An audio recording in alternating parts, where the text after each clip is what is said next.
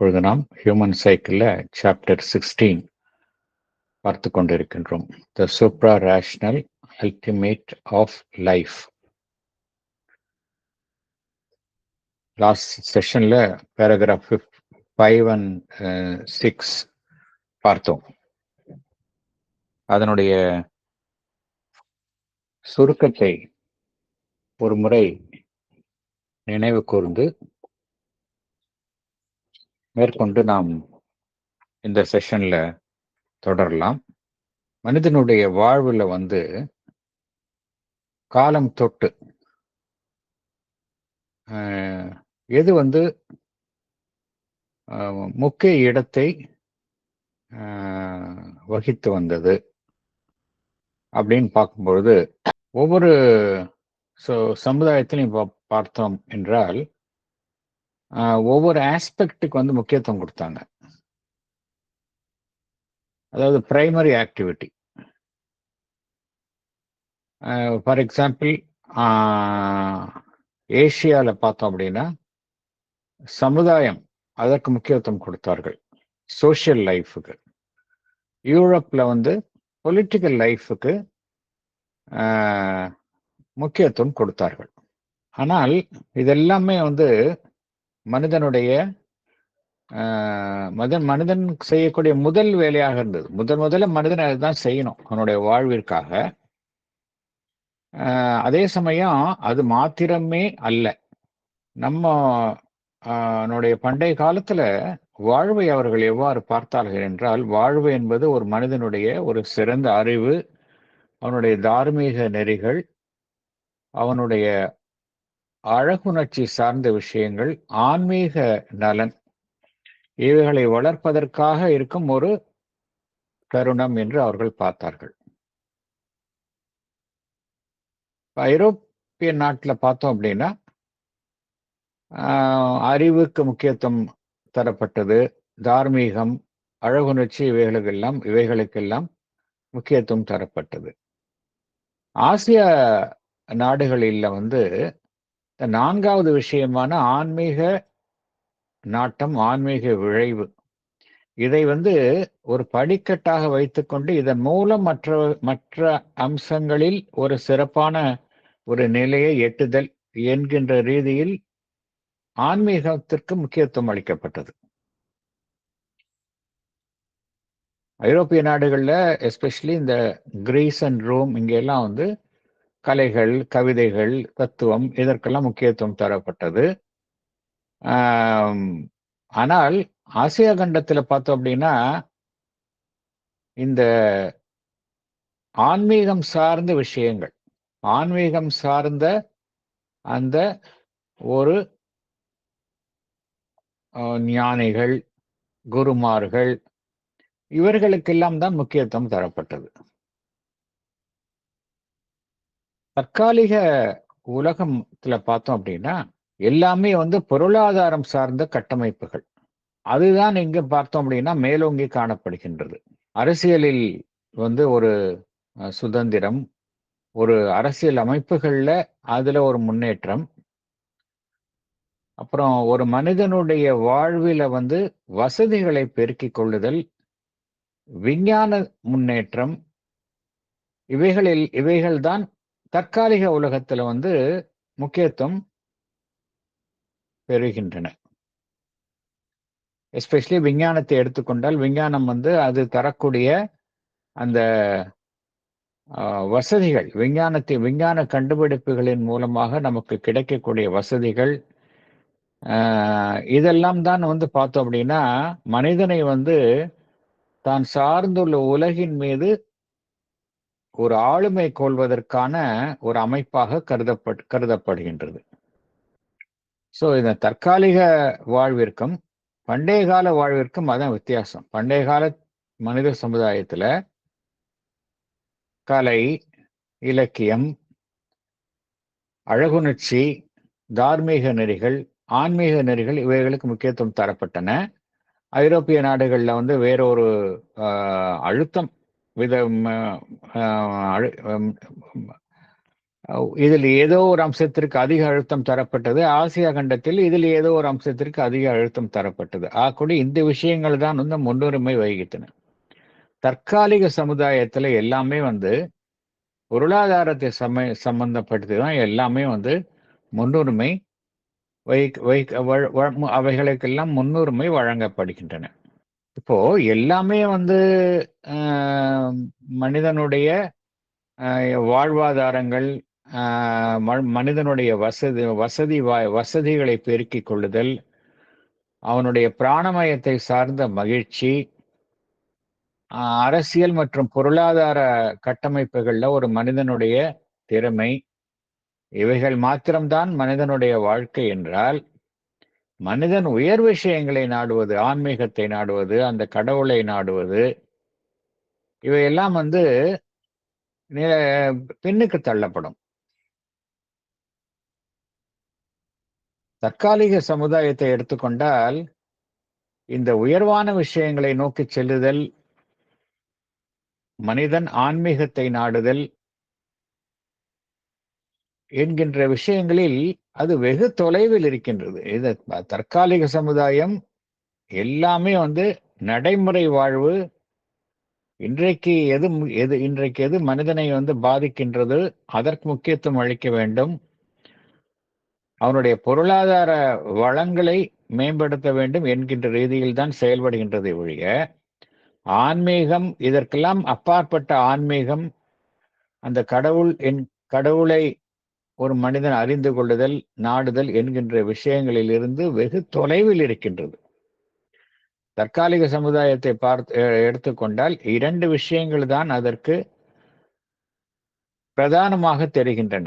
ஒன்று வாழ்வு, 2வது நடைமுறை, மனிதனுடைய நடைமுறை அறிவு, விஞ்ஞானத்தின் அடிப்படையில் அமைக்கப்பட்ட நடைமுறை அறிவு. இதுதான் தற்காலிக மனித சமுதாயத்துல முன்னுரிமை வகிக்கின்றன.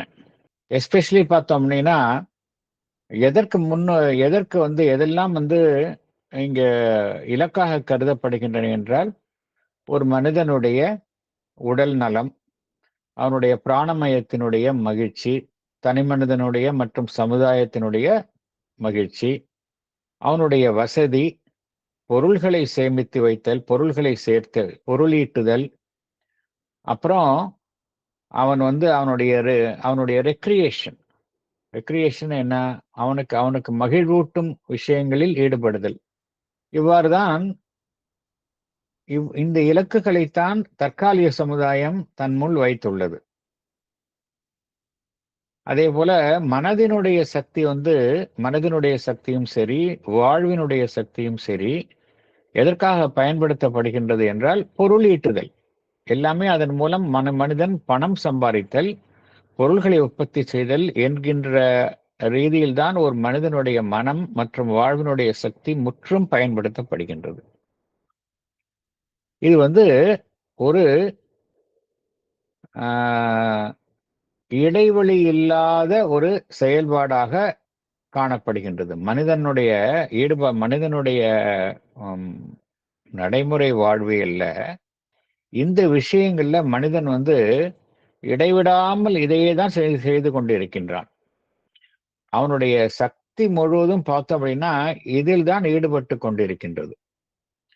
இதன் காரணமாக என்ன நடைபெறுகின்றது என்றால், இந்த இடைவிடாத இந்த சக்தியினுடைய ஒரு இயக்கத்தினால மனிதன் வந்து வெவ்வேறு விஷயங்களையும் செய்கின்றான். மற்ற நாடுகளின் மீது அவன் போர் தொடுத்தல், மற்ற நாடுகளின் மீது பொருளாதார ஆதிக்கத்தை நிலைநாட்டுதல், சாகசமான விஷயங்களில் ஈடுபடுதல் என்கின்ற விஷயங்களை எல்லாம் இந்த சக்தியினுடைய ஒரு அதீதமான வெளிப்பாட்டின் காரணமாக மனிதன் இதையெல்லாமும் கூடவே செய்கின்றான். இருந்தாலும் ஒரு மனிதன், இந்த மனித சமுதாயம் 3 விஷயங்களை விடாமல் அது தன்னுடைய செயல்பாடுகளில் எடுத்து செல்கின்றது. அது 3 விஷயங்கள் என்னவென்றால், ஒன்று மனிதன் சார்ந்துள்ள அந்த குடும்பம், ஃபேமிலி. அதற்கு அடுத்த நிலையில் இருக்கக்கூடிய சமுதாயம், சொசைட்டி, அதற்கு அடுத்த நிலையில் உள்ள நேஷன். இதுதான் பார்த்தோம் அப்படின்னா எல்லா சமுதாயத்திலையும் இந்த 3 அமைப்புகள் தொடர்ந்து இருந்து கொண்டே இருக்கின்றன. இதுல 2 விதமான உந்துதல்கள் செயல்படுகின்றன. இந்த 3 அமைப்புகளும் 2 விதமான உந்துதல்களின் அடிப்படையில் தான் செயல்படுகின்றன. ஒரு உந்துதல் என்னவென்றால் தனி மனிதன் சார்ந்தது, இண்டிவிஜுவலிஸ்டிக், எல்லாமே அவனிலிருந்து தான் ஆரம்பிக்கின்றது. மற்றொன்று உந்துதல் கலெக்டிவ், ஒட்டுமொத்தமாக செயல்படுதல். இந்த 2 உந்துதல்களின் அடிப்படையில் தான் தற்காலிக சமுதாயம் செயல்பட்டு கொண்டிருக்கின்றது. நம்முடைய செயல்பாட்டை பார்க்கலாம். நாம் சார்ந்துள்ள சமுதாயம், நாடு, இதெல்லாம் பார்த்தோம் அப்படின்னா அது 2 கேட்டகரியில தான் இருக்கு அப்படிங்கிறார். இந்த 2 கேட்டகரி எப்படி செயல்படுது? ஒரு தனிமனிதன் அளவில் எப்படி செயல்படுது? குடும்ப அளவில் எப்படி செயல்படுது? ஒரு நாடு என்கின்ற ரீதியில எப்படி செயல்படுது என்பதைத்தான் பகவான் பேராகிராஃப் 7 பெரிய பேராகிராஃப், அது பார்க்கலாம். 8 பெரிய பேராகிராஃப், அதுல ஒரு பகுதி இன்றைய செஷன்ல பார்க்கலாம். அடுத்த பகுதி நம்ம நெக்ஸ்ட் செஷன்ல பார்க்கலாம். இப்போ பேராகிராஃப் 7 அதற்குள்ளே செல்லலாம். The Human Cycle, Chapter 16, The Supra-Rational Ultimate of Life. Paragraph 7. The primary impulse of life is individualistic and makes family, social, and national life a means for the greater satisfaction of the vital individual. In the family, the individual seeks for the satisfaction of his vital instinct of possession, as well as for the joy of companionship and for the fulfillment of his other vital instinct of self-reproduction.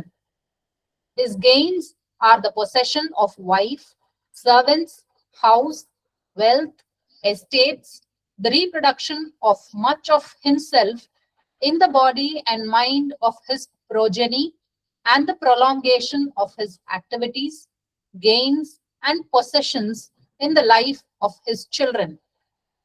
Incidentally, he enjoys the vital and physical pleasures and the more mental pleasures of emotion and affection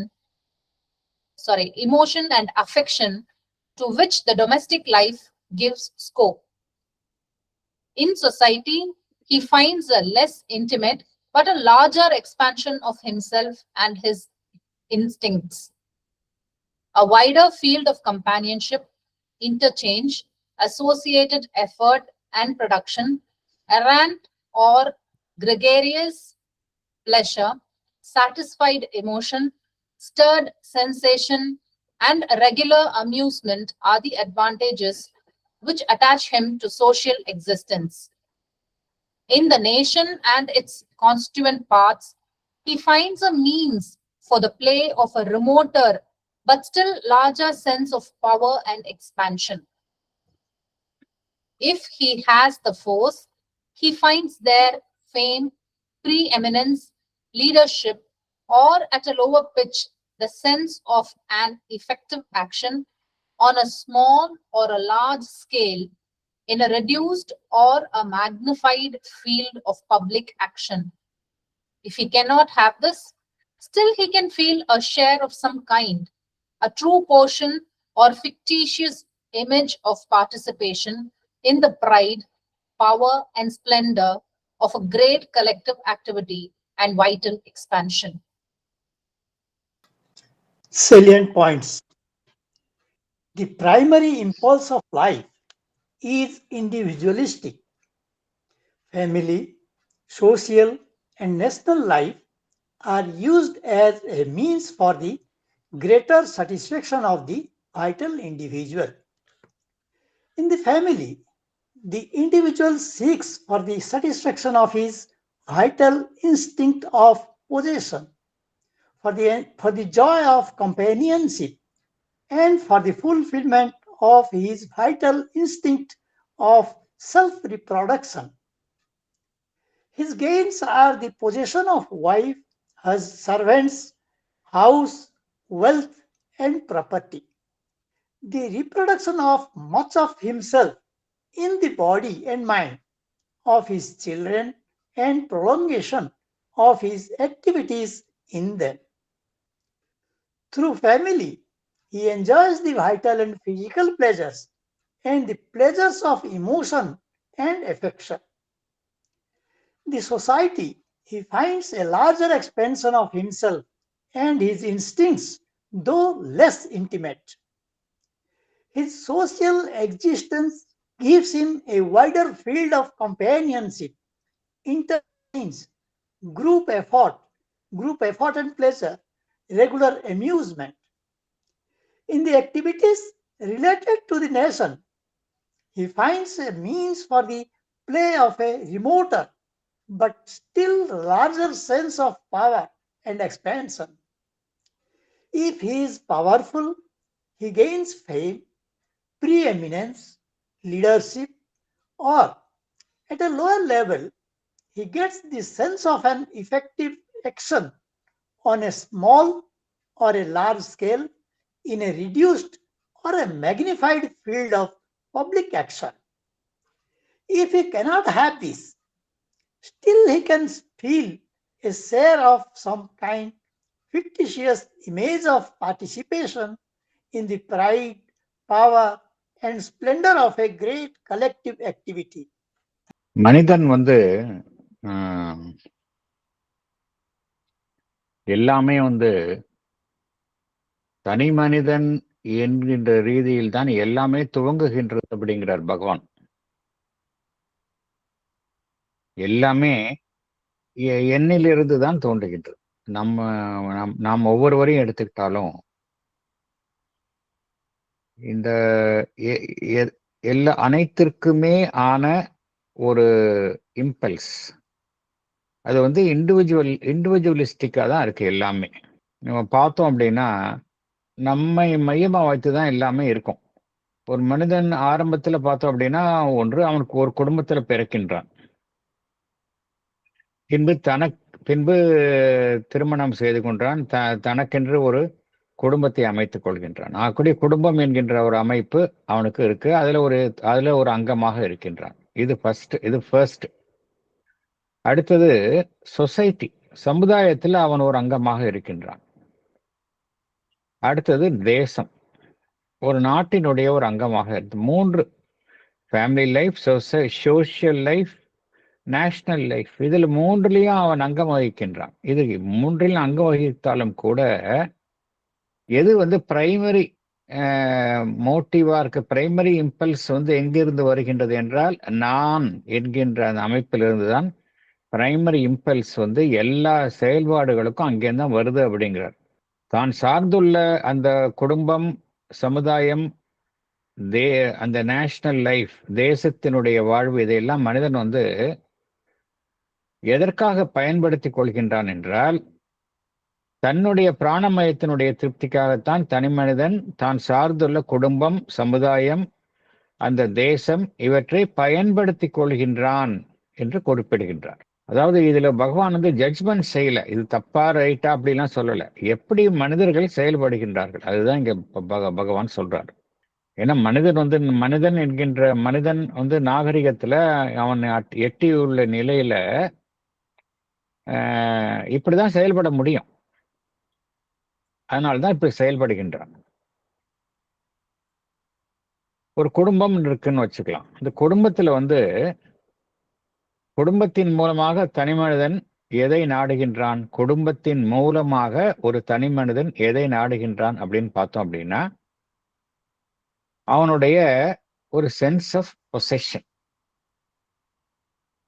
இல்லையா, மற்றவர்களுடன் இருக்கக்கூடிய ஒரு உறவு, ஒரு அருகாமை, இதை அவன் நாடுகின்றான். குடும்பத்தில் இதைதான் நாடுகின்றான். அப்புறம் அவனுடைய பிராணமயத்தினுடைய தேவை, தன்னுடைய இனத்தை அவன் விருத்தி செய்து கொள்ள விரும்புகின்றான். மனிதன் வந்து எப்பொழுதுமே தன்னுடைய இனத்தை விருத்தி செய்து கொள்ள விரும்புகின்றான். இனவிருத்தி, செல்ஃப் ரீப்ரொடக்ஷன். இது வந்து அவனுடைய பிராணமயத்தினுடைய செயல்பாடாக இருக்கின்றது. இந்த விஷயங்களை தான் மனிதன் குடும்பத்தின் மூலம் அவன் நாடுகின்றான். பொதுவா இப்படிதான் செய்யறாங்க எல்லாருமே. இதுல அவன் அடையும் லாபங்கள் என்ன? ஒரு தனி மனிதன் குடும்பத்தின் மூலமாக அடையும் லாபங்கள் என்ன? மனைவி, மக்கள், அவனை சுற்றி இருக்கும் ஊழியர்கள், வீடு, வெல்த், சொத்து, பணம், அதே போல அவனுடைய வாரிசுகளின் மூலம் அவன் எதை சாதிக்க விரும்புகின்றான் என்றால், அவனுடைய உடல் மனம் அதனுடைய ஒரு தொடர்ச்சியை அவனுடைய வாரிசுகளின் மூலம் அவன் தொடர்ந்து நீட்டிக்க விரும்புகின்றான். எப்பொழுதுமே மனிதன் வந்து எதற்காக ஒரு வாரிசை நாடுகின்றான் என்றால், நோ டவுட் அதுல நிறைய காரணங்கள் இருக்கலாம். அதுக்கு உள்ளூர்ந்த சைக்கலாஜிக்கல் ரீசன் என்ன அப்படின்னா, தன்னுடைய ஒரு நீட்டிப்பாக ஏதோ ஒன்றை ஒரு மனிதன் தன்னுடைய தொடர்ச்சியாக இந்த உலகத்தில் அவன் விட்டு செல்ல விரும்புகின்றான். தன்னுடைய தொடர்ச்சி அதை எதன் மூலமாக சாதிக்கின்றான்? தன்னுடைய வாரிசுகளின் மூலமாக அவன் மனிதன் சாதிக்கின்றான். சோ குடும்பத்தின் மூலமாக மனிதன் இதையெல்லாம் தான் சாதிக்கின்றான். மனைவி, மக்கள், தன்னை சுற்றி இருக்கும் அந்த சேவகர்கள், வீடு, பணம், அப்புறம் தன்னுடைய வாரிசுகள், இந்த விஷயங்களை தான் ஒரு மனிதன் குடும்பத்தின் மூலம் சாதிக்கின்றான்.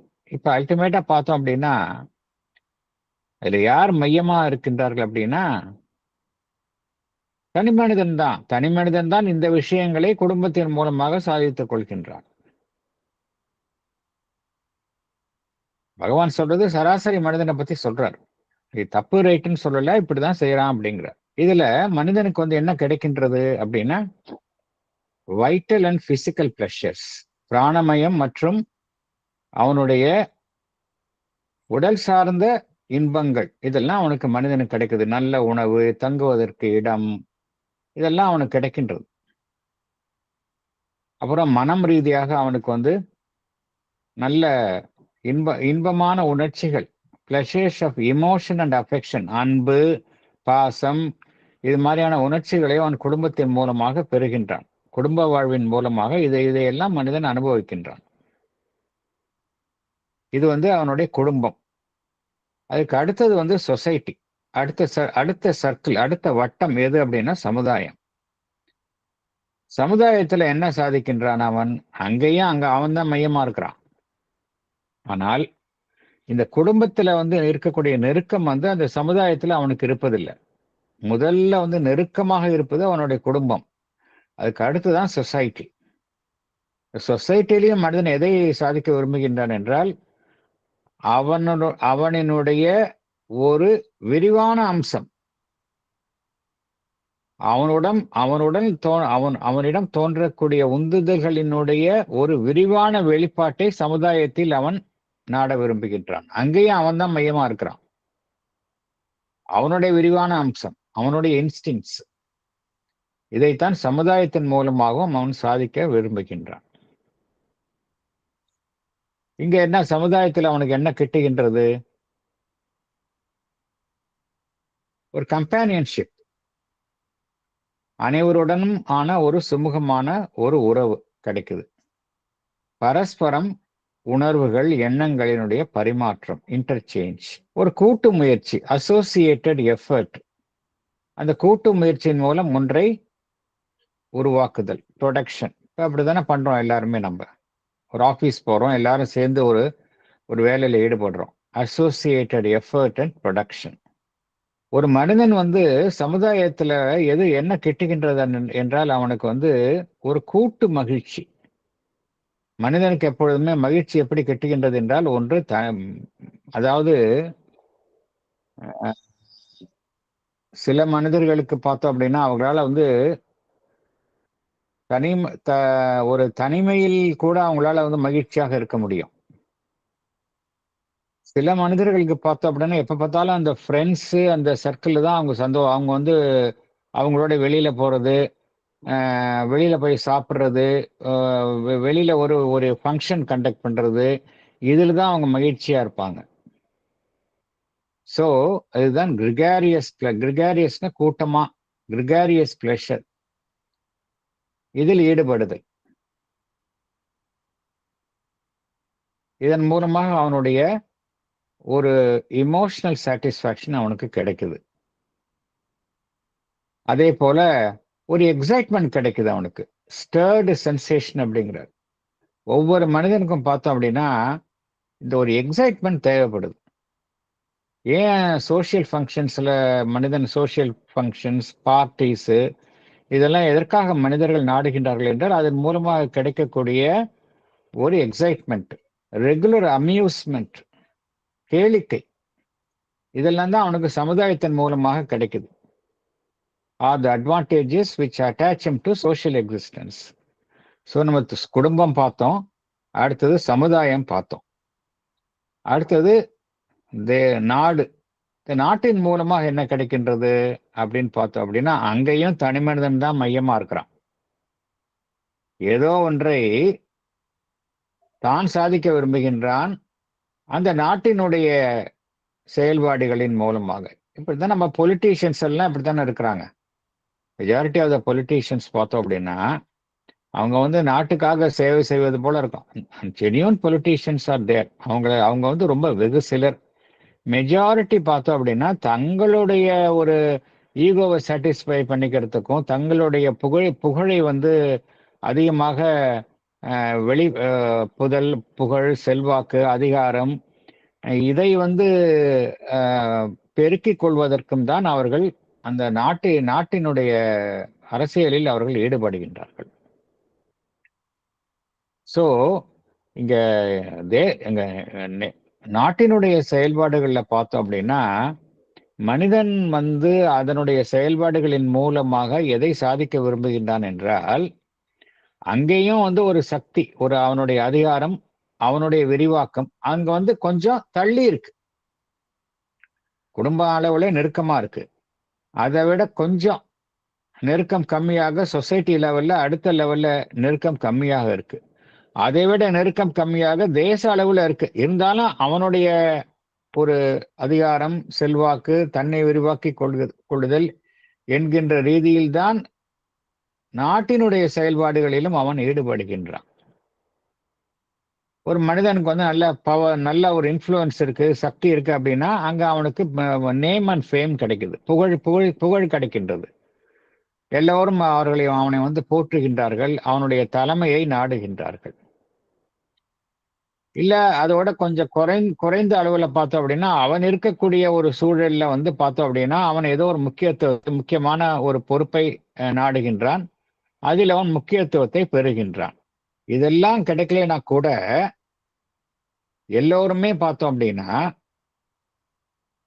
நம்ம நாடு வந்து ஏதோ ஒரு நல்ல பொருளாதாரத்துல முன்னேறுகின்றது, இல்ல நம் நாடு வந்து மற்றொரு நாட்டின் மீது போர் தொடுத்து வெற்றி கொள்கின்றது, இல்ல நம் நாட்டைச் சேர்ந்த விளையாட்டு வீரர்கள் ஒரு ஒலிம்பிக்ஸ்லயோ வேற ஏதோ உலக கோப்பையிலையோ கலந்து கொண்டு வெற்றி பெறுகின்றார்கள். நாம் மகிழ்ச்சி அடைகின்றோமா இல்லையா? நிச்சயமாக மகிழ்ச்சி நமக்கு வந்து ஒரு மன நிறைவை தருகின்றது. இது ஒரு மாதிரி மகிழ்ச்சி. இதைத்தான் பகவான் எவ்வாறு கூறுகின்றார்?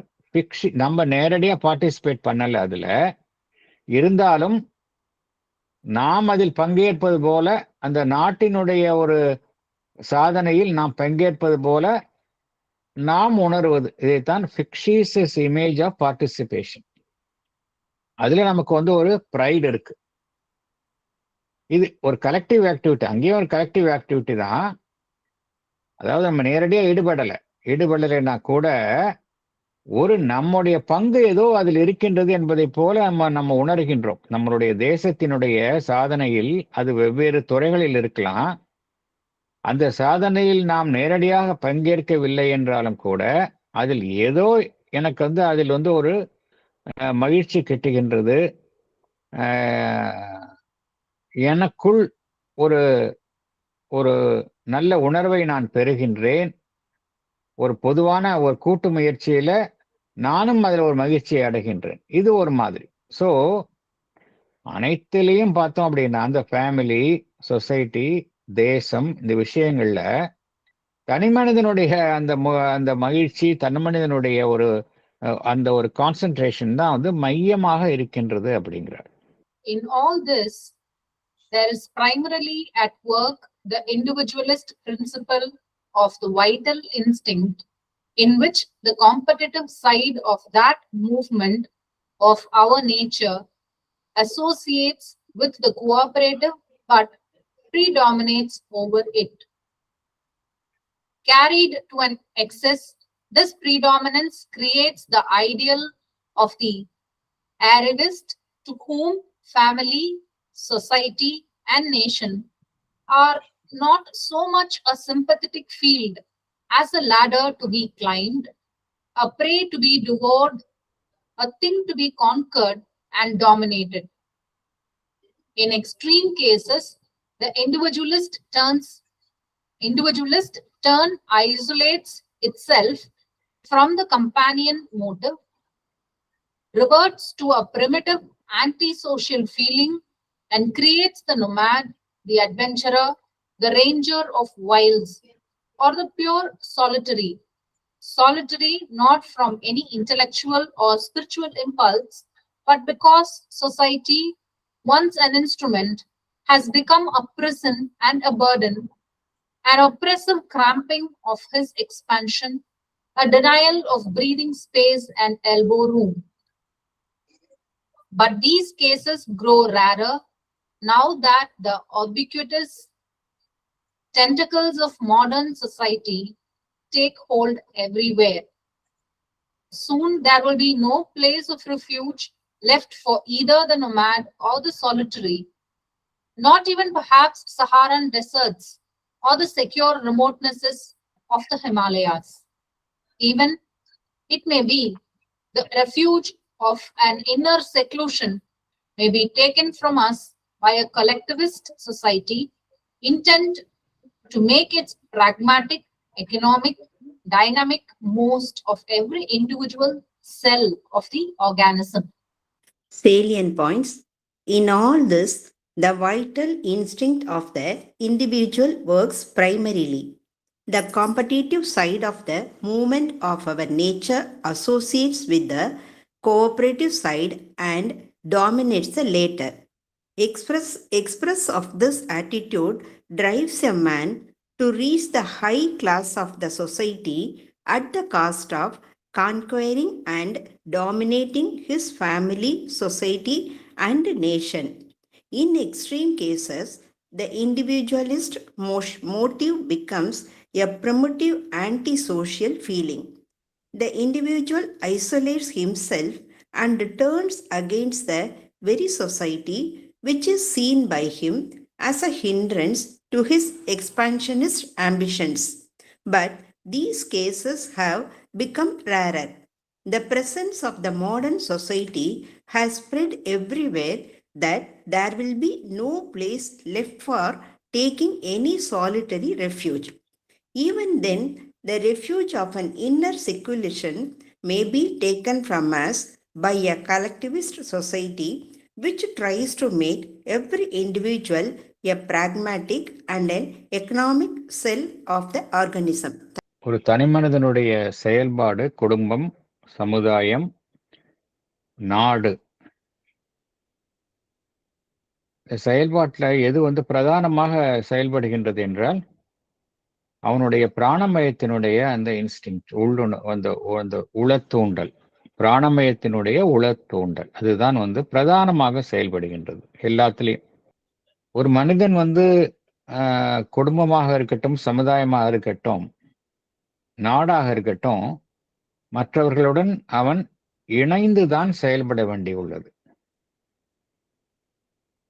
இந்த இணைந்து செயல்படுவதில் என்ன தேவைப்படுகின்றது? ஒரு ஒத்துழைப்பு தேவைப்படுகின்றது. ஸோ இணைந்து செயல்படுவதில் மற்றவர்களுடனான ஒத்துழைப்புடன் தான் அவன் செயல்படுகின்றான். ஆனால் ஒரு மனிதன் இந்த மற்றவர்களுடன் இணைந்து செயல்படும் அந்த அவனுடைய ஒத்துழைப்பான செயல்பாட்டில் வெறும் ஒத்துழைப்பு மாத்திரம் காணப்படுவது இல்லை. அந்த ஒத்துழைப்புடன் என்ன நடைபெறுகின்றது என்றால் தான் மேலோங்கி செயல்படுது. இது நம்ம பார்க்கிறோம் எல்லா செயல்பாடுகளிலும் பார்த்தோம் அப்படின்னா, ஒரு குழுவாக செயல்படும் பொழுது அங்க என்ன ஆயிடுது அப்படின்னா, எல்லாமே பார்த்தோம் அப்படின்னா, ஏன்னா மனிதனுடைய நேச்சரே அப்படி இருக்கு. அவன் இண்டிவிஜுவலிஸ்டிக்கா இருக்கான். அவனுடைய பிராணமயம் தான் அவனை எல்லாத்துக்கும் இன்ஸ்டிகேட் பண்ணுது. இது என்ன செய்யுது, மற்றவர்களுடன் சேர்ந்து செயல்படும் போது அது ஒரு இணைந்து ஒரு ஒத்துழைப்புடன் செய்யும் செயல்பாடாக இருந்தாலும் கூட அங்க கூட அந்த தனி மனிதன் டாமினேட் பண்றான். மற்றவங்களை டாமினேட் பண்ணணும்னு நினைக்கிறாங்க. இது நம்ம எல்லா செயல்பாடுகளிலும் பார்க்கிறோம். அதனாலதான் எப்பேற்பட்ட நிறுவனங்களிலும் எதனால அந்த டிஃபரன்ஸ் ஆஃப் ஒப்பீனியன் டிவிஷன் வருது அப்படின்னா, இந்த மற்றவர்களே நம்ம டாமினேட் பண்ணணும்னு நினைக்கும் பொழுது, ஈவன் ஆன்மீக நிறுவனங்கள் ஆன்மீக செயல்பாடுகள்லயும் இது நடைபெறுவது நம்ம ஏன்னா எங்க இருந்தாலும் மனிதர்கள் தானே, கண் கூட பார்க்கிறோம். அதனால எது டாமினேட் செய்யுது, இந்த இயக்கம் கோஆபரேட்டிவ் மூவ்மெண்டா இருந்தாலும் அதுல ப்ரீடாமினேட் பண்றது, டாமினேட் செய்யறது அப்படிங்கிற ஒரு இயக்கம் ப்ரிடாமினண்டா செயல்படுது. இந்த ப்ரிடாமினன்ஸ் ஒரு மனிதன் தன்னை மற்றவர் தன்னுடைய ஒரு ஆதிக்கத்தை மற்றவர்கள் மீது செலுத்துதல், அதுதான் ப்ரிடாமினன்ஸ். அது ரொம்ப எக்ஸஸா போனா என்ன ஆகும் அப்படின்னா, இது ஒரு அளவுக்குள்ள இருக்கிற வரைக்கும் ஒன்றும் பிரச்சனை கிடையாது. இது எக்ஸஸா போகுது அப்படின்னு என்ன ஆகும்னா, ஒரு மனிதன் எக்ஸ்ட்ரீம்லி செல்ஃபிஷ் ஆயிடுவான். எக்ஸ்ட்ரீம்லி செல்ஃபிஷ்னு எப்படின்னா, தான் மாத்திரமே அதிக ஒரு செல்வத்தை குவித்துக் கொள்ளுதல், தான் மாத்திரமே அதிகம் சக்தியை தனக்குள் குவித்துக் கொள்ளுதல், ஒரு அக்ரெசிவா போறது. இந்த அக்ரெசிவா போறக்கூடிய ஒரு டெண்டன்சியை தான் பகவான் எவ்வாறு இங்க குறிப்பிடுகின்றார் என்றால், ஐடியல் ஆஃப் த ஆரிவீஸ்ட் அப்படிங்கிறார். ஆரிவீஸ்ட் அப்படிங்கிற அந்த சொல்லுக்கு என்ன அர்த்தம் அப்படின்னா, எந்த மனிதன் அதீதமான ஒரு சமுதாயத்துல வெறும் மூர்க்கத்தனமாக தன்னை முன்னிலைப்படுத்தி கொண்டு அதீதமான செல்வம், புகழ், அதிகாரம் அதை நாடி மற்றவர்களை பின்னுக்கு தள்ளி ஒரு மூர்க்கத்தனமாக அக்ரெசிவா ஒருவன் செயல்படுகின்றானோ அதைத்தான் பகவான் த ஐடியல் ஆஃப் த ஆரிவீஸ்ட் அதான் அர்த்தம். இதன் மூலமாக சமுதாயத்துல தன்னை முன்னிலைப்படுத்திக்கின்றது. நான் சமுதாயத்துல அந்த டாப்ல இருக்கிறேன் அப்படின்னு தன்னை காட்டிக்கொள்வது. இதன் மூலமாக எதை செய்யறான் அப்படின்னா, தன் சமுதாயத்துல நான் தான் அந்த ஹையர் லெவல்ல இருக்கிறேன், ஹை கிளாஸ்ல இருக்கிறேன் அப்படின்னு தன்னை காட்டிக்கொள்வது. இது ரொம்ப எக்ஸ்ட்ரீம் சைடு. நார்மலா எல்லாருமே தனக்கு ஒரு வசதி வேணும் அப்படின்னு நினைப்பாங்க. ஆனா ஒரு எக்ஸ்ட்ரீம் சைட்ல போறதுக்கும் வாய்ப்பு இருக்குது இல்லை. அங்க அவனுக்கு தான் சார்ந்திருக்கும் குடும்பம், சமுதாயம், நாடு, இதெல்லாம் அங்க அவனுக்கு ரொம்ப அதை பொருட்படுத்த மாட்டான். அதெல்லாம் ஒரு ஏணியாக அவன் படிக்கட்டாக உபயோகித்துக் கொண்டு தான் முன்னிலை வகிக்கணும் அப்படின்னு அவர்களை அவன் பயன்படுத்தி கொள்வான். டு பி டிவர்ட் அப்படிங்கிறார். இவைகளை எல்லாம் அவன் இரையாக பயன்படுத்திக் கொள்வான். டு பி டிவர்ட் என்ன அர்த்தம்? சாப்பிடுறது, உண்ணுதல், மற்றதை நாம் கபலீகரித்தல், அதுதான் டிவர்வரிங். To be டிவர்ட். இதெல்லாம் இருக்கிறாங்க நம்ம சொசைட்டில. எவ்வளவோ அரசியல்வாதிகள் இப்படிதான் இருக்கிறாங்க. சர்வாதிகாரிகள்லாம் பார்த்தோம் அப்படின்னா அப்படிதான் இருக்கிறாங்க. சர்வாதிகாரிகள்லாம் எக்ஸ்ட்ரீம் இப்படிதான் இருப்பாங்க. அவங்கெல்லாம் எல்லாத்தையும் அவங்க வெற்றி கொண்டு டாமினேட் பண்ணுவாங்க. சில ரொம்ப எக்ஸ்ட்ரீம் கேஸ்ல என்ன ஆகும் அப்படின்னா, இத்தகைய ஒரு தனி மனித சுபாவம் தன்னை தனிமைப்படுத்திக் கொள்ளும். இது ரொம்ப எக்ஸ்ட்ரீம் கேஸ்ல தனிமைப்படுத்திக் கொள்ளும்.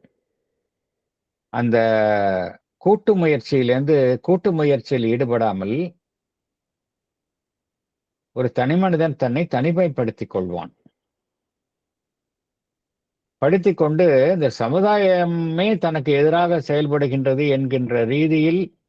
என்கின்ற ஒரு உளப்பான்மையில் அவன் இருப்பான். சமுதாயம் எனக்கு எதிரி, ஒரு ஆன்டி சோசியல் ஃபீலிங் இருப்பான். ஒரு எக்ஸென்ட்ரிக்ஸ் இது மாதிரி இருக்கிறாங்க.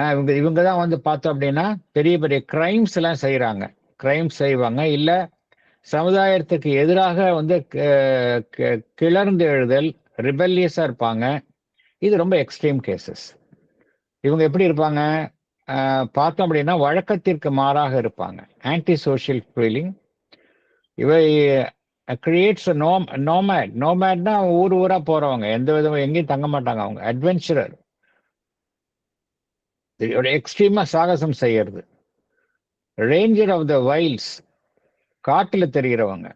ஆர் த பியோர் சாலிட்டரினா எக்ஸ்ட்ரீம் சாலிட்யூட்ல இருப்பாங்க. சாலிட்டரினா ஏதோ ஒரு ஸ்பிரிச்சுவல் அது இன்டெலெக்சுவல் பர்சியூட்டுக்காக இல்லை. எதுக்காக அப்படின்னா சமுதாயத்திலேருந்து நான் தனித்திருக்க விரும்புகின்றேன், சமுதாயம் எனக்கு எதிராக செயல்படுகின்றது, அதனால நான் அதுல இருந்து விலகி இருக்கிறேன் அப்படின்னு இருக்கிறவங்க. அவங்களாம் சமுதாயத்தை ஒரு சிறையாக எண்ணுபவர்கள், தனக்கு ஒரு பலுவாக எண்ணுபவர்கள், தன்னுடைய ஒரு வளர்ச்சியை அது அமுக்கி வைக்கின்றது என்று எண்ணுபவர்கள். தனக்கு ஒரு சுவாசிக்க இடம் இல்லை, தனக்கான இடம் சமுதாயத்தில் இல்லை என்று இது எக்ஸ்ட்ரீம் கேஸ். அதை தான் சொல்றார். அப்புறம் அடுத்து பகவான் சொல்றது ஒரு சட்டைரிக்கலா சொல்றார். அதை நம்ம லிட்டரலா எடுத்துக்கூட. சட்டைரிக்கல்னா ஒரு ஒரு ஒரு ஒரு சென்ஸ் ஆஃப் இதோட சொல்றாரு. ஏன்னா மாடர்ன் சமுதாய இதை சொல்லிட்டு இதுல அடுத்து வர்றது ஒரு சட்டைரிக்கல்னா ஒரு சின்ன ஒரு மைல்டு ஹியூமரோட சொல்றாரு. இது தனிமையில போறதுலாம் இப்போலாம் சாத்தியம் கிடையாது. இப்ப என்னன்னா மாடர்ன் சொசைட்டி அதனுடைய டென்டக்கிள்ஸ் என்ன அர்த்தம், அதனுடைய ஆக்டோபஸ் தான் டென்டக்கிள்ஸ் இருப்பாங்க. அதனுடைய கிளைகள் பார்த்தோம் அப்படின்னா எல்லா இடத்துலையும் பரவி இருக்கு. மாடர்ன் சொசைட்டி இல்லாத இடமே கிடையாது. ஒரு மனிதன் உண்மையிலேயே தனிமையை நாடணும்னு நினைச்சா கூட இந்த காலத்துல முடியாது அப்படிங்கிற ஒரு இதுல சொல்றாரு. தனிமை அப்படிங்கிறது ஒரு மனிதனுக்கு எவ்வாறு மறுக்கப்படுகின்றது அப்படிங்கிறது ரெண்டு விஷயமா பகவான் சொல்றாரு. ஒன்று, மாடர்ன் சொசைட்டி எங்க பார்த்தாலும் அது எல்லா இடத்துலயும் அது விரிவடைஞ்சிச்சு. ஸோ தனிமையில இருக்கணும்னு நினைச்சா கூட அவன் எங்க போனாலும் தனிமையில இருக்க முடியாது. நம்பர் 1. நம்பர் 2, கம்யூனிஸ்ட் கவர்மெண்ட்ஸ்ல பார்த்தோம் அப்படின்னா அவனை தனி மனிதனை இருக்கவே விடாது. அது நீ சமுதாயத்துல ஒரு அங்கமாக செயல்படணும். சமுதாயம் ஒரு ஒட்டுமொத்த அமைப்புனா அதுல செயல்படக்கூடிய ஒரு பெரிய சமுதாயம், ஒரு பெரிய மெஷின். அந்த மெஷின்ல செயல்படக்கூடிய ஒரு நட் அண்ட் போல்ட் தான் நீ. உனக்குன்னு ஒரு தனி வாழ்வு கிடையாது அப்படின்னு அவனை ட்ரீட் பண்ணும். Collective life. இந்த ரெண்டு ஆஸ்பெக்ட் பகவான் இங்க சட்டரிக்கலா சொல்றாரு. அது என்ன அப்படின்னா உபீக்விட்டஸ் என்ன அர்த்தம்னா எங்கும் பரவியுள்ள, அது இல்லாத இடமே கிடையாது. Tentacles of modern society. டென்டக்கிள்ஸ்னா தெரியும், இந்த ஆக்டோபஸ்க்கு பத்தின எல்லா இடத்துலயும் அதனுடைய ஒரு டென்டக்கிள்ஸ்னா அதை வச்சுதான் அது அப்படி நகர்ந்து போகும். அதனுடைய லிம்ஸ் அது எல்லா இடத்துலையும் பரவி இருக்கு. மாடர்ன் சொசைட்டி டச் பண்ணாத இடமே கிடையாது. அது பகவான் ரொம்ப சட்டரிக்கலா சொல்றாரு. அதனால அது யாரையும் விடாது. அவனை நாடு விட்டு நாடு தெரியவும் விடாது, அவனை தனியாக இருக்கவும் விடாது. அது சஹாரன் டெசர்ட்ஸா இருந்தாலும் சரி, ஹிமாலயால இருக்கக்கூடிய ஒரு ரிமோட் ஏரியா வந்தாலும் சரி, எங்க போனாலும் அந்த மாடர்ன் சொசைட்டி அவனை இருக்க விடாது அப்படின்னு ஒரு இதை சட்டேரியா சொல்றாரு. இல்ல அவனை தனக்குள்ளேயே தனிமை நாடுதலையும் இந்த சோ கால்டு கம்யூனிஸ்ட் கவர்மெண்ட்ஸ், கலெக்டிவிஸ்ட் சொசைட்டின்னு சொல்றோம் இல்லையா, ஈவன் நவ் கம்யூனிஸ்ட் கவர்மெண்ட்ஸ் மாத்திரம் இல்ல, எல்லா சொசைட்டியும் தனி மனிதனை எவ்வாறு பார்க்கின்றது. நீ தனி மனிதனா இருந்தா நீ ஒரு பொருளாதார ரீதியாக பொருளீட்டும் ஒரு அமைப்பாகத்தான் நீ சமுதாயத்துல இருக்கணும், நடைமுறை மனிதனாக இருக்கணும் என்று அவன் மீது ஒரு கட்டுப்பாட்டை திணிக்கின்றது. கலெக்டிவிஸ்ட் society intent to make its pragmatic, economic, dynamic most of every individual cell of the organization. மனிதன் என்பவன் ஒரு பெரிய இயந்திரம் இருக்கு. சமுதாயம் என்பது ஒரு இயந்திரம்.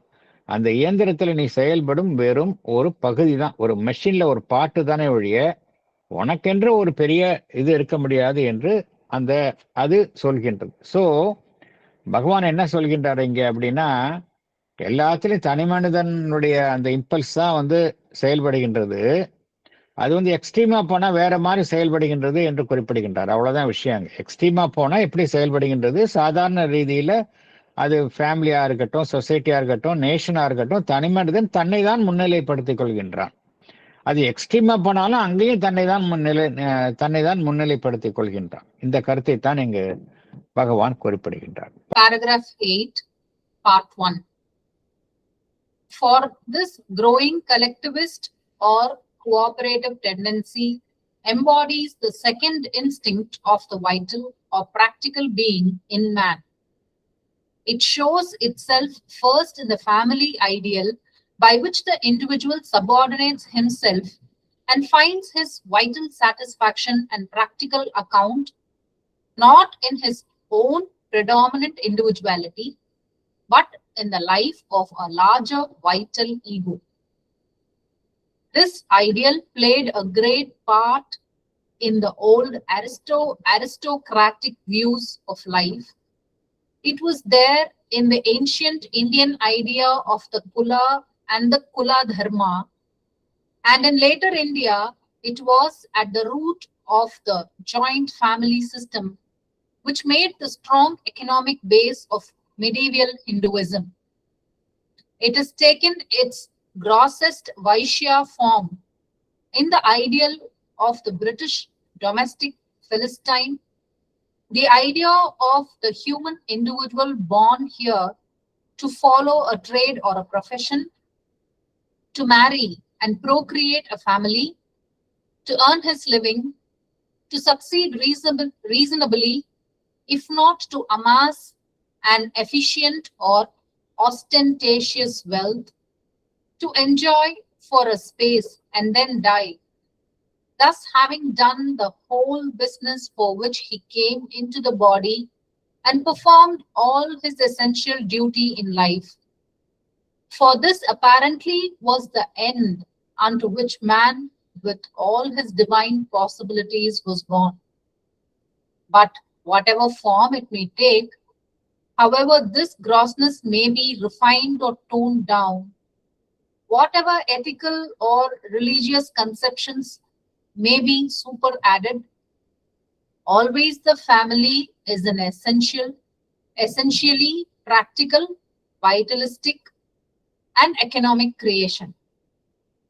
It is simply a larger vital ego, a more complex vital organism that takes up the individual and englobes him in a more effective, competitive, and cooperative life unit. The family, like the individual, accepts and uses society for its field and means of continuance, of vital satisfaction and well-being, of aggrandizement and enjoyment. Salient points. This collectivist tendency leads to the second instinct of the practical being in man. It shows itself first in the family ideal by which the individual subordinates himself and finds his vital satisfaction in the life of a larger vital ego. This ideal played a great part in the old aristocratic views of life, in the ancient Indian idea of the Kula and Kula Dharma, and in later India it was at the root of the joint family system, which made the strong economic base of medieval Hinduism. It has taken its grossest Vaishya form in the idea of the human individual born here to follow a trade or profession, to marry and procreate a family, to earn his living, to succeed reasonably, to enjoy for a space, and then die. This is what is considered all his essential duty in life.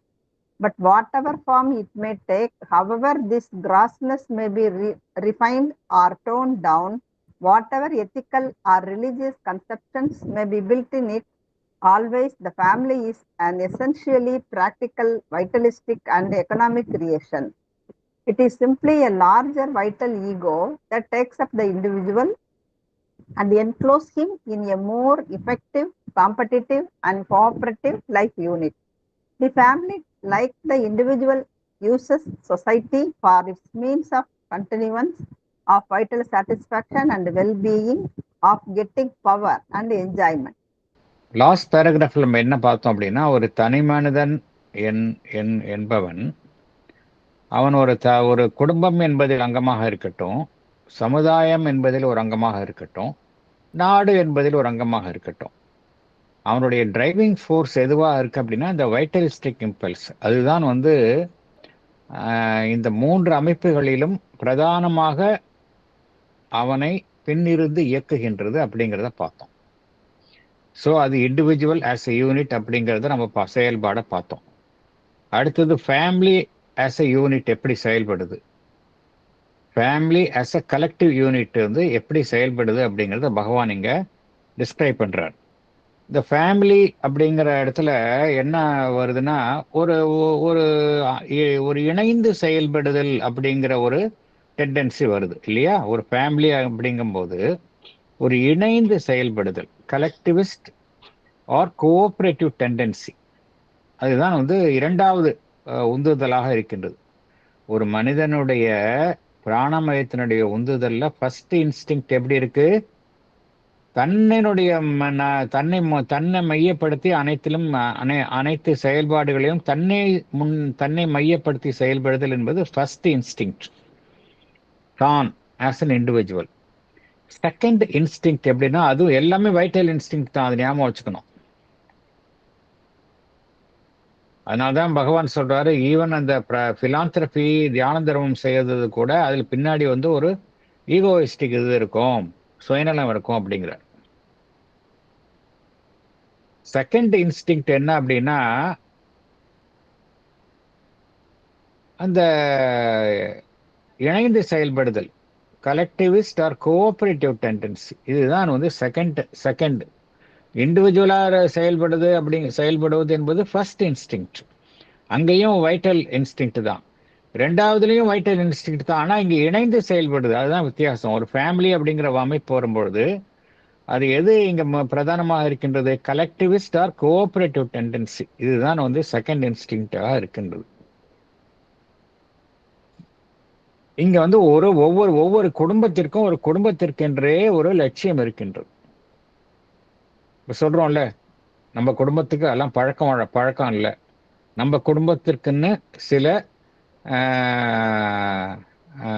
லட்சியங்கள் இருக்கின்றது, சில நெறிமுறைகள் இருக்கின்றது, இதை மீற முடியாது அப்படின்னு நம்ம இன்னும் சொல்றோம். எவ்வளவோ குடும்பத்துல இதெல்லாம் கேள்விப்படுறோம். நம்ம குடும்பத்துக்குன்னு ஒரு பாரம்பரியம் இருக்கு அப்படின்லாம் சொல்றோம். நம்ம பல்வேறு வார்த்தைகள்ல சொன்னாலும் இது பின்னாடி இருக்கிற உண்மை இதுதான். ஒரு ஃபேமிலி ஐடியல் ஒவ்வொரு ஃபேமிலிக்கும் இருக்கு. இந்த ஃபேமிலி ஐடியல்ல ஒவ்வொரு அந்த குடும்பத்தில் இருக்கிறவங்க எல்லாருமே அதற்கு கீழ்ப்படுகின்றார்கள். இண்டிவிஜுவல் சபார்டினேட் கீழ்ப்படிந்து நடக்கின்றார்கள். அதுல அவனுக்கு ஒரு பிராணமயத்தினுடைய ஒரு திருப்தி கிடைக்கின்றது. நடைமுறையில அவனுக்கு அதுல ஒரு அவனுடைய நடைமுறை செயல்பாட்டின் மூலமாக அவனுக்கு ஒரு பிராணமயத்தினுடைய ஒரு திருப்தி கிடைக்கின்றது. இந்த திருப்தி எப்படி கிடைக்குது அப்படின்னா, அவனுடைய தனிப்பட்ட ஒரு மேலோங்கிய செயல்பாட்டின் மூலம் கிடையாது. ஆனால் எப்படி அவனுக்கு திருப்தி கிடைக்குது அப்படின்னா, அவனுடைய குடும்பத்தினுடைய ஒரு செயல்பாட்டின் மூலம், ஒரு கலெக்டிவ் ஈகோ. அது இப்போ எங்க குடும்பத்துல இதை சாதிச்சோம். இது எல்லா ஊர்லயும் இருக்குது. பார்த்தோம் அப்படின்னா, இப்ப ஈவன் கொஞ்சம் சில கிராமப்புறங்கள்ல எல்லாம் பார்த்தோம் அப்படின்னா, ஒவ்வொரு குடும்பத்திற்கும் பார்த்தோம் அப்படின்னா சில அந்த குடும்பத்திற்குன்னு ஒரு ஒரு ஒரு பிரஸ்டீஜ் இருக்கும். அந்த குடும்பத்தினுடைய சாதனைகள், இந்த குடும்பத்தினுடைய சாதனைகள்ல அதுல குடும்பத்தில் இருக்கக்கூடிய எல்லா அங்கத்தினர்களுமே அதன் மூலமாக ஒரு மகிழ்ச்சியை அடைவார்கள். மகிழ்ச்சி, அவர்களுக்கென்று ஒரு பெருமை, ஒரு கர்வம் எல்லாமே இருக்கும். ஒரு ஃபேமிலி ப்ரைடு அப்படின்லாம் சொல்லுவோம் நம்ம. அதாவது அந்த ஃபேமிலி ப்ரைடு அப்படிங்கிறது எப்படி வரும் அப்படின்னா, ஒரு தனிப்பட்ட நபரினுடைய சாதனையின் மூலமாக அல்ல, அந்த குடும்பம் எதை சாதித்தது, குடும்பத்தினுடைய ஒட்டுமொத்த அனைவருடைய ஒட்டுமொத்த ஒரு சாதனையின் மூலம் ஒரு ஒட்டுமொத்த ஒரு மகிழ்ச்சியை அடைதல். அதுதான் பகவான் சொல்றாரு. அங்கேயும் லார்ஜர் வைட்டல் ஈகோ அப்படிங்கிறாரு. அதுவும் ஒரு வைட்டல் ஈகோ தான் அப்படிங்கிறாரு. அது பெரிய இண்டிவிஜுவலா சாதனை செய்யும்போது என்னுடைய இண்டிவிஜுவல் ஈகோ அங்க அது அங்க ஊக்குவிக்கப்படுகின்றது, மகிழ்ச்சி அடைகின்றது. ஒரு குடும்பம் ஒரு சாதனையை செய்யும் பொழுது ஒட்டுமொத்த ஒரு அதை விட பெரிய ஒரு ஈகோ, அங்க லார்ஜர் வைட்டல் ஈகோ, அது அங்கு மகிழ்வுறுகின்றது. இது நம்மளுடைய இந்திய சமுதாயத்துல பார்த்தோம் அப்படின்னா, இந்திய சமுதாயம் மாத்திரம் இல்லை, எல்லா ஊர்லயும் இருக்குது. இப்போ எல்லா ஊர்லயும் அந்த காலத்துல பார்த்தோம் அப்படின்னா அந்த ஒரு ஃபேமிலி ஒரு ஒவ்வொரு வெவ்வேறு பெயர்கள்ல சொல்லுவாங்க. Aristocratic life அறியும்பாங்க. பிரபுத்துவ வாழ்க்கை அப்படிம்பாங்க. Aristocratic life. அந்த காலத்தில் ஜமீன்தார்ஸ் இவங்கெல்லாம் இருந்திருக்கிறாங்க இல்லையா? ஈவன்னாவும் இருக்கிறாங்க, அவங்க மாதிரிலாம் இருக்கிறாங்க. இந்த ஊர்ல இவங்க தான் பெரிய குடும்பம், ரொம்ப பெயர் போன குடும்பம் அப்படின்னு சொல்லுவோம். இதுதான் அரிஸ்டோக்ராட்டிக் வியூ ஆஃப் லைஃப், அரிஸ்டோக்ராட்னு சொல்றாங்க. அப்கோர்ஸ் தற்காலத்தில் எல்லாம் மாறிட்டு வருது. இருந்தாலும் இதெல்லாம் இருக்கு இன்னும். இந்த இந்திய நாட்டில் பார்த்தோம் அப்படின்னா இன்னும் சின்ன ஊர்கள்ல எல்லாம் இருக்கு. அந்த அரிஸ்டோக்ராட்டிக் வியூ ஆஃப் லைஃப் இருக்கு. எல்லா ஊர்லயுமே இருக்குது. அது நகரங்கள்ல கம்மி, சின்ன ஊர்ல ஜாஸ்தி. இது நம்ம எப்படி சொல்றோம்? எங்களுடைய குலம், எங்களுடைய குல தர்மம் அப்படிங்கலாம் நம்ம சொல்றோம் இத. அப்புறம் பின்பு இந்த லேட்டர் பார்ட் ஆஃப் எப்படி ஆச்சு அப்படின்னா, எஸ்பெஷலி நம்மளுடைய நாடு இந்த பிரிட்டிஷ் கலோனியல் ஏரால எப்படி ஆச்சு அப்படின்னா, அங்க இந்த வியாபாரம் செய்தல், பொருள் ஈட்டுதல், அந்த ஒரு செயல்பாட்டிற்கு முக்கியத்துவம் வழங்கப்பட்டது. அப்ப அவ்வாறு செயல்படும் பொழுது குடும்பங்கள் ஒட்டுமொத்தமாக அதில் ஈடுபட்டன. இந்த ஜாயிண்ட் ஃபேமிலி சிஸ்டம் அப்படிங்கிறது ஒரு strong economic base of medieval Hinduism அப்படிங்கிறாரு. இது இன்றைக்கும் நிலவுகின்றது. இன்றைக்கும் ஒரு சமுதாயத்துல ராஜஸ்தானை சேர்ந்து, நம் நாட்டில் ராஜஸ்தான்லேருந்து நம்மளுடைய தமிழ்நாட்டில் மாத்திரம் இல்லை, எல்லா ஊர்லேயுமே அவங்க தெரியும். அந்த சமுதாயத்தை சேர்ந்தவர்கள் பார்த்தோம் அப்படின்னா அவங்க தான் இன்னைக்கு டாமினேட் பண்றாங்க, எல்லா இடத்துலையும் டாமினேட் பண்றாங்க. அவங்க எல்லாருமே பார்த்தோம் அப்படின்னா குடும்பமாக தான் இருப்பாங்க, ஜாயிண்ட் ஃபேமிலி சிஸ்டமாக தான் இருப்பாங்க. அப்பா, குடும்பத்தில் இருக்கிறவங்க எல்லாருமே சரி, ஈவன் பெண்கள் முதல் கொண்டு அந்த ஃபேமிலி பிஸ்னஸ்ல இருப்பாங்க. இப்போ ஜாயிண்ட் ஹிந்து ஃபேமிலி அப்படிங்கிற ஒரு அமைப்பே இந்தியாவில் தான் இருக்கு, வேற எங்கேயும் கிடையாது. பேங்க்ல அக்கௌண்ட் ஓபன் பண்ணணும் அப்படின்னா நீங்க ஜாயிண்ட் ஹிந்து ஃபேமிலி அப்படிங்கிற ஒரு அமைப்பின் கீழ் அக்கௌண்ட் ஓபன் பண்ண முடியும். தனி மனிதன் பேர்ல அக்கௌண்ட் ஓபன் பண்றோம், கம்பெனி பேர்ல அக்கௌண்ட் ஓபன் பண்றோம், பார்ட்னர்ஷிப் ஃபேம், ப்ரொப்ரைட்டர்ஷிப் ஃபேம் மாதிரி ஜாயிண்ட் ஹிந்து ஃபேமிலி அப்படிங்க. ஏன்னா ஜாயிண்ட் ஃபேமிலி ஹிந்து ஃபேமிலினா ஒரு கர்த்தா அப்படின்னு இருப்பார். அந்த கர்த்தா தான் எல்லாத்துக்கும் டிசைட் பண்ணுவார், அவங்க ஃபேமிலியில டிசைட் பண்ணுவார். அந்த ஃபேமிலிக்குன்னு ஒரு பிஸ்னஸ் இருக்கும். அது ஒரு ஸ்டீல் பிஸ்னஸாக இருக்கலாம், டெக்ஸ்டைல் பிஸ்னஸாக இருக்கலாம், மணி லெண்டிங் பிஸ்னஸாக இருக்கலாம், எனி பிஸ்னஸாக இருக்கலாம். அந்த ஃபேமிலிக்குன்னு ஒரு பிஸ்னஸ் இருக்கும், அதுதான் எல்லாரும் பண்ணுவாங்க. இது even now it is prevailing. Majority of அந்த ராஜஸ்தான்ல இருந்து அந்த கம்யூனிட்டிஸ் பார்த்தீங்கன்னா இந்த ஜாயிண்ட் ஃபேமிலி சிஸ்டம்ல தான் அவங்க ஆப்ரேட் பண்றாங்க. அவங்கெல்லாம் அதில் ப்ளஸ் பாயிண்ட்டும் இருக்கு, மைனஸ் பாயிண்ட்டும் இருக்கு. அது இல்லைன்னு சொல்லவில்லை, ரெண்டுமே இருக்கு, அதில் கலந்து இருக்குது. அது மாதிரி இருக்கிறவங்கள பார்த்தோம் அப்படின்னா அவனுடைய நோக்கம் என்னவா இருக்கு அப்படின்னா, அது மாதிரி ஒரு குடும்பத்தில் பிறக்கிறவங்க பார்த்தோம் அப்படின்னா அவன் அந்த குடும்பத்தில் என்ன தொழில் இருக்கோ அதுதான் பண்ண முடியும். அவனுக்கு தனியாக எதுவும் செய்ய முடியாது. எனக்கு இந்த தொழில் ஆர்வம் இல்லை, வேற ஒரு தொழில் ஆர்வம் இருக்குன்னு சொல்ல முடியாது. அந்த குடும்ப தொழில் தான் அவனும் செய்யணும். அவன் கல்யாணம் பண்ணிக்கணும், குடும்பத்தை விருத்தி செய்யணும், பணம் சம்பாதிக்கணும், ஓரளவு வெற்றிகரமாக தன்னுடைய வாழ்க்கையை நடத்தணும். அப்புறம் அவ்வளவுதான், அவனுடைய வாழ்க்கை முடிந்து போய்விடுகின்றது.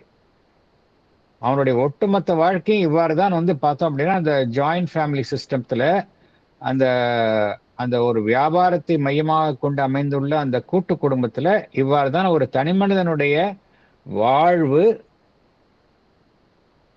நடைபெறுகின்றது, முடிவுறுகின்றது. அவ்வாறு தான் முடிவுறுகின்றது. அவனுக்குள்ள இருக்கக்கூடிய அந்த டிவைன் பாசிபிலிட்டிஸ் அதெல்லாம் என்ன ஆகுது? வெளிப்படாமலே போய்விடுகின்றது. அதைத்தான் பகவான் சொல்கின்றார். For this apparently was the end unto which man with all his divine possibilities was born அப்படிங்கிறார். ஒரு இதா குறிப்பிடுகின்றார் பகவான் ஒரு ஐரானிக்கா குறிப்பிடுகின்றார். For this apparently was the end unto which man with all his divine possibilities was born. அந்த குடும்பத்துல ஒரு பெரிய ஒரு ஆன்மீகவாதி இருக்கலாம், பட் அவன் அடிபட்டு போயிடுவான். இந்த இந்த இந்த ஒரு அழுத்தத்துல, குடும்பம் தரக்கூடிய அழுத்தத்தினால அவன் அப்படி சொன்னா கூட அவனை ஒரு பிளாக் ஷீப்பா கன்சிடர் பண்ணுவாங்க. அவனை என்கரேஜ் பண்ண மாட்டாங்க. இது ஒரு நடந்த விஷயத்தை நான் சொல்றேன். டெல்லி ஆசிரமத்துல ஆரம்ப காலகட்டத்துல சுரேந்திரநாத் ஜவஹர் அவர் தான் ஆரம்பிச்சார். அப்ப இருக்கும்போது நிறைய சத்சங்ஸ் எல்லாம் கண்டக்ட் பண்ணுவாங்க. சத்சங் கண்டக்ட் பண்ணும்போது ஒரு பெரிய ஒரு செல்வந்தர், ஒரு ஒரு பிஸ்னஸ் மேன், அவர் ரெகுலரா வந்துட்டு இருப்பாரு. ஆனா அவர் பையனை வர்றதுக்கு அலோவ் பண்ணவே மாட்டாராம். அவர் பையன் ஒரு சமயம் வரேன்னு சொன்னப்ப அந்த பையனை கண்டிச்சிருக்காரு. நீங்க எல்லாம் வர இந்த பக்கமே தலை காட்டக்கூடாதுன்னு சொல்லியிருக்கிறாரு. இது உடனே கேட்டிருக்காங்க, நீங்க ஏன் உங்க பையனை நீங்க கண்டிக்கிறீங்க, இங்க இந்த இடத்துக்கு வரக்கூடாது அப்படிங்கிறதுக்கு. அவர் சொல்றாரு, இங்க அவனுடைய மைண்ட் கரப்ட் ஆயிடும். நான் என்னுடைய லைஃப்ல எல்லாம் முடிச்சுட்டேன். அதனால எனக்கு இந்த உண்மையை பேசுதல், ஆன்மீகத்தை நாடுதல், இதெல்லாம் எனக்கு அப்ளிகபிளா இருக்கும்.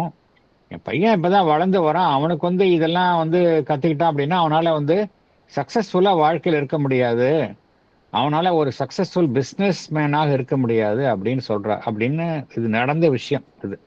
ஏன்னா மனிதர்கள் அந்த அளவுக்கு கரப்ட் ஆயிருக்காங்க. நடைமுறை வாழ்க்கை, பிராக்டிக்கல் லைஃப் அப்படிங்கிறது பேர்ல உயர்வான விஷயங்களை பக்கம் தலை வச்சு கூட படுக்க மாட்டேங்கிறாங்க. இது நடந்த விஷயத்தை, இதைத்தான் இங்க பகவான் சொல்றார். அவனுக்குள்ள அவ்வளோ டிவைன் பாசிபிலிட்டிஸ் இருக்கு, அதெல்லாம் வெளிப்பட முடியல. அவ்வாறு இருந்தாலும் அதிலிருந்து வெளியே வந்தவர்கள்லாம் இருக்கிறாங்க. ஃபார் எக்ஸாம்பிள் பார்த்தோம் அப்படின்னா, நம்மளுடைய ஆசிரமத்துல பெரிய பெரிய சாதனை நிறைய இது பண்ணவங்கலாம் அது மாதிரி குடும்பத்திலேருந்து வெளியே வந்தவங்க அவங்க எல்லாமே. நம்ம கிரண் போதார்னு சொல்லுவோம், நம்ம நவ்ஜாத்தா அப்படின்னு. அவர் பெரிய பிஸ்னஸ் ஃபேமிலி பாம்பேல. அவர் இங்க ஆசிரமத்தில் செட்டில் ஆகி அவர் பார்த்தோம் அப்படின்னா, அவர் மூலமா அவர் வந்தப்ப தான் நிறைய பேர் இந்த பக்கம் திரும்பி வந்தாங்க. இத்தனை பெரிய குடும்பம். அதே போல நம்மளுடைய சொசைட்டினுடைய இவர் சேர்மன் இருக்காரு இல்லையா, பிரதீப் நரங், அவருடைய குடும்பம் பார்த்தீங்கன்னா பெரிய குடும்பம். உத்தரப்பிரதேஷ்ல அவர் 5 சுகர் மில்லுக்கு அதிபராக இருந்தவங்க. அவங்கள பெரிய ஃபேமிலி. அவர் அவ்வளோ பிஸ்னஸையும் விட்டுட்டு அவருடைய யங் ஏஜ்ல இங்க வந்துட்டார். இது எப்படின்னா, அவங்களுக்குள்ள இருக்கக்கூடிய அந்த ஆன்ம விழிப்பு அந்த அந்த அழைப்பு ரொம்ப வலிமையா இருக்கிறதுனால அவங்க எல்லாம் வர்றாங்க. பட் அவங்க எல்லாம் எக்ஸப்ஷனல். மெஜாரிட்டி பார்த்தோம் அப்படின்னா இதுலயே அடிபட்டு போயிடுறாங்க அப்படிங்கிறாங்க. இதுல என்னதான் ஒரு மனிதன் அதுல பார்த்தோம் அப்படின்னா, அவங்களும் சில கோயில்களுக்கு எல்லாம் போவாங்க, கோயில்களுக்கு தான தர்மம் செய்வாங்க, சில தார்மீக நெறிகளை பின்பற்றுவாங்க. ஆனா அல்டிமேட்டா அங்க என்ன இருக்கும் அப்படின்னா, அந்த குடும்பத்தினுடைய நடைமுறை செயல்பாடுகள் எல்லாமே பிராணமயத்தை சார்ந்ததாக இருக்கும். பொருளீட்டுதல் இப்படிதான் இருக்கும் அப்படிங்கிறார். இதுல என்ன ஈடுபடுகின்றது என்றால், ஒரு லார்ஜர் வைட்டல் ஈகோ. தனி மனிதனுக்கு எப்படி ஒரு ஈகோ செயல்படுகின்றதோ, குடும்பத்திற்கென்றே ஒரு பெரிய அளவில் செயல்படும் ஒரு ஈகோ அங்க செயல்படுகின்றது. அது கொஞ்சம் காம்ப்ளெக்ஸா இருக்கு. மோர் காம்ப்ளெக்ஸ் வைட்டல் ஆர்கனிசம் அப்படிங்கிறார். அது என்ன செய்கின்றது? தனி மனிதன் என்கின்ற அமைப்பை அது தனக்குள்ள அடக்கி விடுகின்றது. என்க்ளோப்ஸ் தனக்குள்ள அப்படியே அடக்கி விடுகின்றது. In a competitive and cooperative life unit. ஒரு போட்டி ஒரு போட்டி உணர்வுடன் இணைந்து செயல்படும் ஒரு குடும்பம் என்கின்ற அமைப்பிற்குள் ஒரு தனி மனிதனை அது முழுவதுமாக அடக்கி முடக்கி விடுகின்றது. இந்த ஜாயிண்ட் ஃபேமிலியில இங்கேயும் பார்த்தோம் அப்படின்னா அந்த குடும்பம் என்பது அந்த சமுதாயத்தை எதற்காக உபயோகப்படுத்திக் கொள்கின்றது என்றால் தன்னுடைய ஒரு தன்னை நீட்டிப்பதற்காகவும் தன்னை வந்து விரிவுபடுத்திக் கொள்வதற்காகவும் தான் அது பயன்படுத்திக் கொள்கின்றது. தன்னுடைய திருப்திக்காகவும் தன்னுடைய நலனிற்காகவும் தான் தன்னுடைய அதிகாரத்தை பெருக்கிக் கொள்வதற்கும் தன்னுடைய மகிழ்ச்சியை பெருக்கிக் கொள்வதற்கும் அந்த குடும்பம் சமுதாயத்தை உபயோகப்படுத்திக் கொள்கின்றது. போன பேராகிராஃப்ல எப்படின்னா பார்த்தோம், ஒரு தனி மனிதன் எப்படி தன்னுடைய குடும்பத்தையும் சமுதாயத்தையும் நாட்டையும் பயன்படுத்திக் கொள்கின்றானோ அதே போல இங்க குடும்பம் வந்து என்ன செய்கின்றது, சமுதாயத்தையும் நாட்டையும் தன்னுடைய ஒரு நலனிற்காகவும் செல்வாக்கிற்காகவும் பயன்படுத்திக் கொள்கின்றது அப்படிங்கிறார். இது வந்து paragraph 8 first portion. Second portion நம்ம அடுத்த செஷன்லேருந்து நம்ம பார்க்கலாம். ஒரு சின்ன இது சொல்லலாமா சார்? சொல்லுங்க மேடம். மதுரையில வந்து ஜெயின் ஸ்கூல்னு இருக்கு சார். அவங்க வந்து முக்காவாசி அங்க டீச்சர்ஸ் எல்லாமே ஆங்கிலோஸ் தான் வச்சிருப்பாங்க. அவன் அந்த பையன்கிட்ட வந்து என்ன படிக்க போறா என்ன செய்ய போறா அப்படின்னு போய் கேட்டோன்னா அந்த பையன் அன்னைக்கு சொல்றான் வந்து எங்களுக்கு வெல் எஸ்டாப்ளிஷ் பிசினஸ் எங்களுக்கு ஆல்ரெடி இருக்கு.